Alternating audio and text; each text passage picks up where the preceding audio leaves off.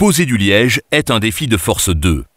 Tu as besoin d'environ 25 minutes par mètre carré si tu travailles seul. Avec une aide, c'est plus facile. Compte 48 heures en plus pour acclimater le stratifié dans la pièce de pose. Les chapitres. Prépare ton support. Puis, commence la pose. Nous te montrons aussi la méthode pour les inégalités au mur, les tuyaux de chauffage ou les cadres de porte. Les plinthes sont posées à la fin. Voici le matériel qu'il te faut. Suffisamment de lames de liège. Planifie 5% de plus pour les chutes. Une sous-couche avec pare-vapeur intégré. Des plinthes pour une finition soignée. Des barres de seuils et profilés, par exemple pour les transitions entre les pièces.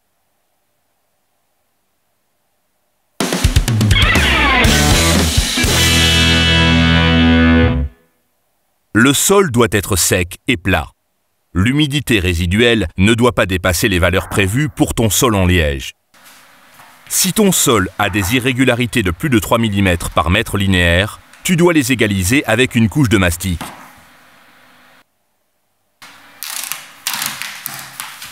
Sous les lames, pose d'abord un film par vapeur.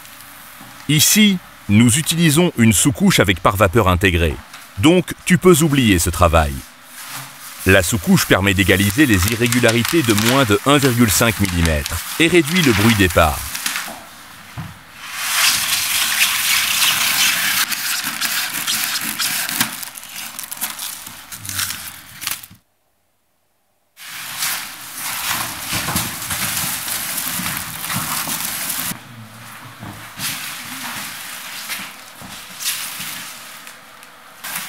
Tu glisses la seconde feuille sous le film chevauchant la première, tu colles les deux feuilles bord à bord avec le ruban adhésif.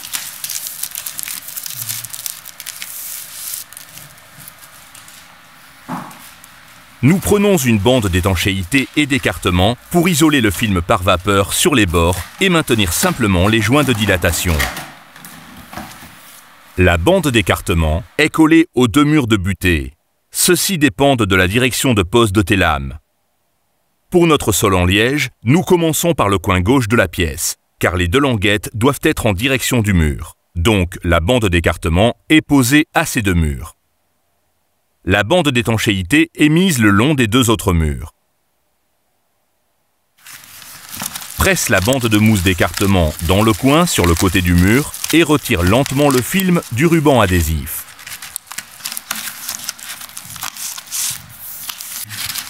Dans les coins, entaille avec les ciseaux le côté inférieur de la bande pour pouvoir l'encoller proprement.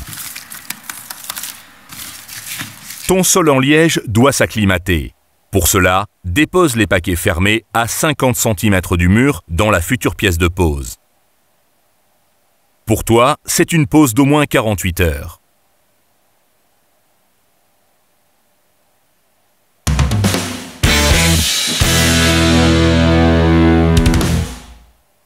Regarde bien tes lames. Si la languette sur la longueur est plus large que 2 mm, tu dois la scier sur la première rangée. Sinon, la plinthe ne suffira pas à la cacher. Avant la pose définitive, vérifie si à la fin, une rangée très mince de lames resterait.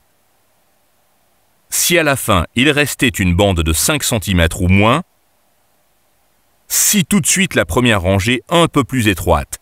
Cela te facilite le travail après. Prends toujours 3 paquets au moins en les utilisant en alternance.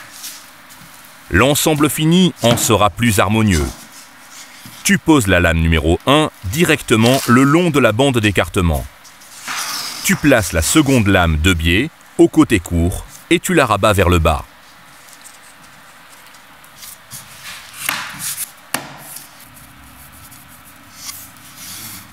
Dès que tu as terminé la première rangée, tu dois couper une lame à la bonne longueur.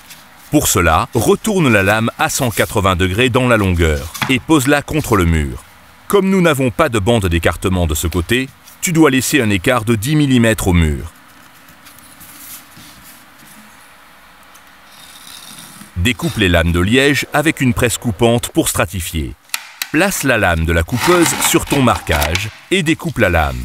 Pour ce faire, tu peux bien sûr utiliser une scie sauteuse ou oscillatoire.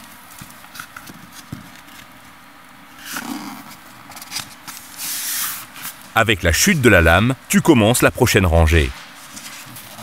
Fais attention à laisser un espacement minimum d'un tiers des longueurs des lames entre les bords de la rangée précédente. C'est le joint décalé. Tu poses entièrement la seconde rangée de lames avant de la relier à la première. Tu places comme auparavant la seconde lame de biais au côté court et tu la rabats vers le bas. Puis, tu pousses toute la seconde rangée contre la première. Tu la soulèves et tu la fais sans cliqueter.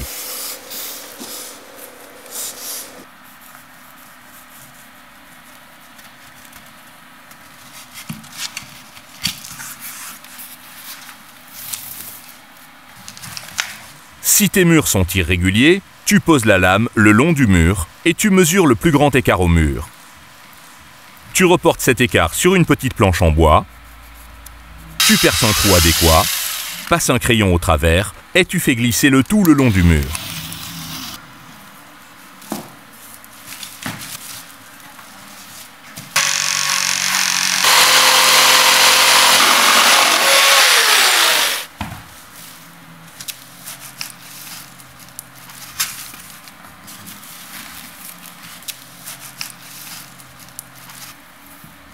Pour les tuyaux de chauffage ou d'autres obstacles, tu butes avec la face frontale de la planche au tuyau et reportes les points centraux sur la face des corps.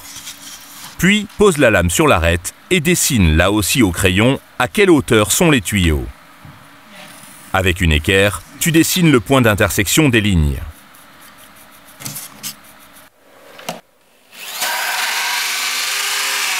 Le jeu de dilatation au tuyau doit être respecté, comme avec les murs. Ton trou de perçage doit avoir les mesures du diamètre du tuyau, plus 2 × 10 mm de joint de dilatation. Puis, tu découpes avec une scie à fines dents la lame dans l'espace le plus court.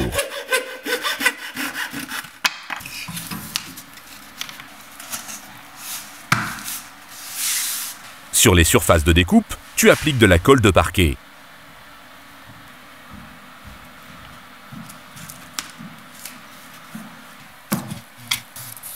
Pour les encadrements en bois, tu poses un morceau de lame adéquat avec le côté postérieur vers le haut contre l'encadrement. Tu le scies avec une scie fine. Avec un ciseau à bois, tu peux détacher le morceau inférieur. Avant de passer à la pose le long de l'encadrement de porte, une remarque.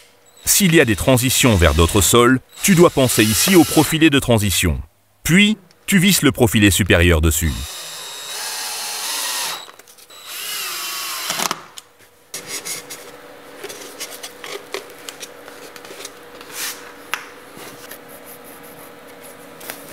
Quand tu butes sur le cadre de la porte, tu marques le dernier morceau de lame de cette rangée.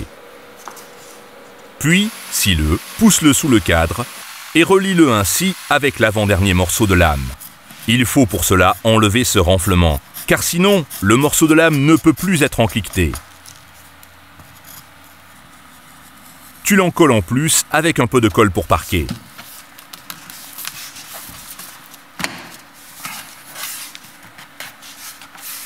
Pour les cadres de porte en métal, tu ne découpes pas le cadre, mais la lame à dimension.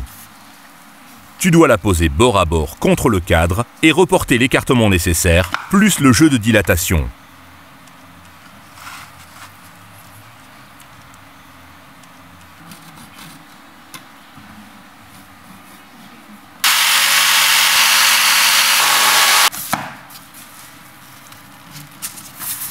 Tu peux boucher proprement les joints de dilatation avec du mastic acrylique.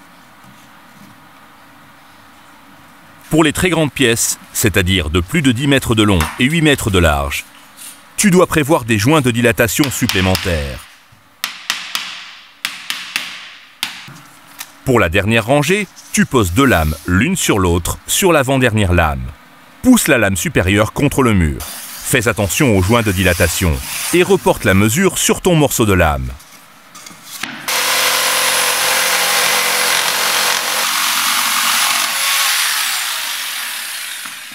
Tu relis les lames de la dernière rangée l'une à l'autre par le côté frontal, puis tu encliquettes ensuite la dernière rangée dans l'avant-dernière.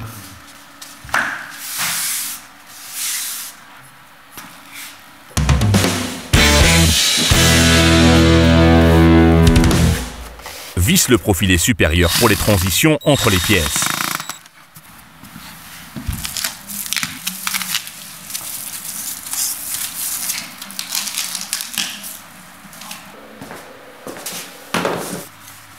Cache les joints de dilatation sur le bord avec des plinthes s'harmonisant avec les couleurs.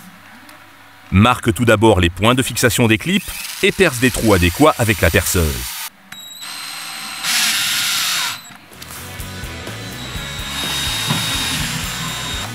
Pour les angles des pièces et les transitions invisibles, tu peux employer des pièces moulées. En alternative, tu peux scier les plinthes en onglets et les relier ensuite. Il ne manque plus que les rosaces pour tuyaux de chauffage et ton sol est fini.